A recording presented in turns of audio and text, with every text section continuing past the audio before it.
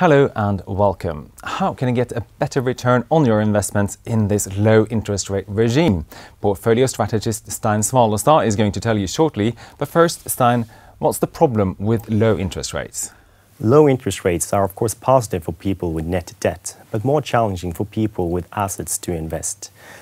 Adding to this, making it even more challenging is the fact that we in some countries, and especially Norway, see that inflation is higher than the interest rates. When inflation is higher than the interest rates, we say that we have negative real interest rates. And what does negative real interest rate mean for investors?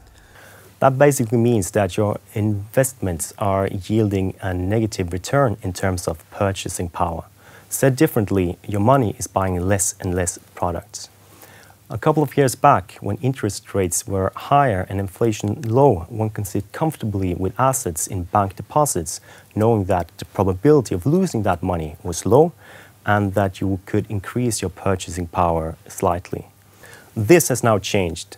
Bank deposits are still fine for short-term savings, but for long-term investments, your money is more or less withering away. 2% negative real interest rate might sound like a small number, but after a few years, it's all adding up, severely hurting your purchasing power.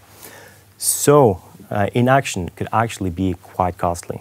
So how should investors act in order for their money not to wither away? Unfortunately, there are no risk-free alternatives.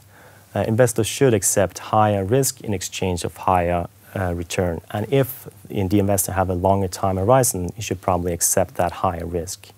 Corporate bonds could be one alternative that at least will protect your purchasing power. But of course, equity has a higher expected long-term return, which will increase your purchasing power. The important thing is to make sure that your money is working for you and not against you. That is done through investing in a diversified portfolio of corporate bonds and equity. And if you need any help in finding out how your money can work for you, do contact us and we'll be helping you gladly. Thank you very much for watching.